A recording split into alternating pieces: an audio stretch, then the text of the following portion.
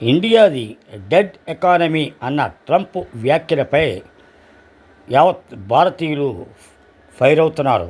America అప్పు 36 ట్రిలియన్ల డాలర్లని, అది ఆ దేశ జీడిపిలో 122% గుర్తు చేస్తున్నారు.